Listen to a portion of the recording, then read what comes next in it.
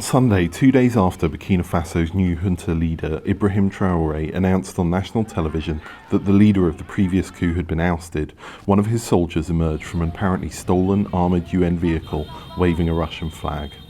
The streets of Ouagadougou were chaotic. Outside the French embassy, protesters waved Russian flags too.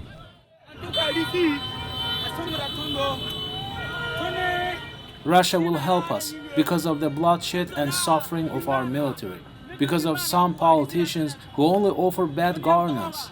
We want Russia. At the embassy, they pull down razor wire and throw burning projectiles over its walls. French forces inside retaliate with tear gas and a volley of warning shots. The protesters run for cover.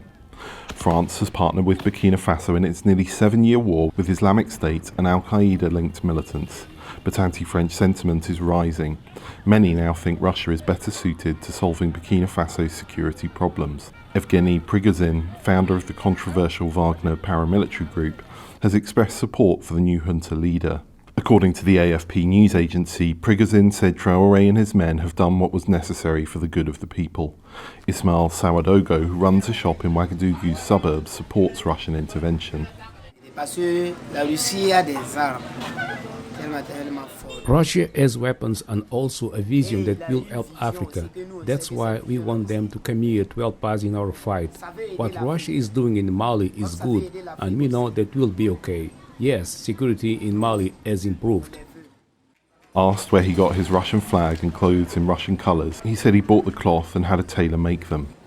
Constantin Gouvi, an analyst with Clingendale Institute, a Dutch think tank, spoke to VOA about how Russian intervention and propaganda in neighbouring Mali is affecting security and its transition from a military junta back to democracy.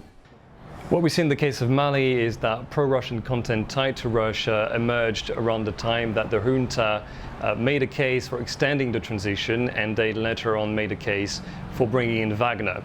In terms of Wagner, what we've seen is that it's made things worse on virtually all indicators.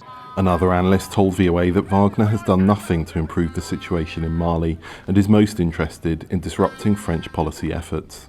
Meanwhile, people like Pascal Dima are cashing in. He crisscrosses Ouagadougou on his motorcycle, selling Russian flags to protesters. I sell the flags at 1,000 francs each. People ask for them a lot. I have 350 flags that I share with a friend to sell. Today, this is the only one I have left, so I kept it for myself. I get them from a tailor for 800 francs each. Although there are short-term gains for some, experts say it looks likely Russia will do more harm than good in finding a long-term solution to Burkina Faso's security problems. Henry Wilkins for VOA News, Ouagadougou, Burkina Faso.